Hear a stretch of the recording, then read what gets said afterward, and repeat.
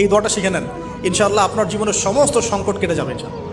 আমি নিজেও এই দোয়াটা বেশি বেশি করার চেষ্টা করি। দোয়াটা হচ্ছে, মুসা আলাইহিস সালাম একটা গাছের নিচে হেলান দিয়ে বসলেন, বসে দেখলেন দুজন মেয়ে দাঁড়িয়ে আছে দূরে, পানি নিতে পারছে না। লোকজন পানি নিয়ে যাচ্ছে, ওরা দাঁড়িয়ে আছে বেচারি। মুসা আলাইহিস সালাম গিয়ে বললেন, কি সমস্যা আপনাদের? তারা বললেন যে আমাদের বাবা অনেক বৃদ্ধ মানুষ, আমরা পানি নিতে পারি না যতক্ষণ না আমাদের কম পানি নিয়ে চলে যায়। মুসা আলাইহিস সালাম একটু বললাম না, ফিজিক্যালি খুব স্ট্রং ছিলেন, থাকে না বডি বিল্ডার, সামনে গিয়ে কথা বলে সরো পানি দিতে দাও, তখন মানুষ একটু মূল্যায়ন করে না। তো মুসা আলাইহিস সালাম এভাবে পানি নিয়ে দিলেন এবং বাছুরদেরকে পানি পান করালেন, করিয়ে গাছের নিচে এসে বসে আছেন। বসে বসে তিনি দোয়া করছেন, এই যে দোয়াটা তিনি দোয়া করছেন, রব্বি, একটা নেক কাজ করলেন না, মানুষের উপকার করলেন, নেক কাজ করে এসে গাছের নিচে বসে দোয়া করছেন, আল্লাহ এখানে তো আমার খাবার পানি বাসস্থান কিছুই নাই, আমি কি করব? রব্বি ইন্নি লিমা আনজালতা ইলাইয়া মিন খায়রিন ফাকির, রব্বি ইন্নি লিমা আনজালতা ইলাইয়া মিন খায়রিন ফাকির।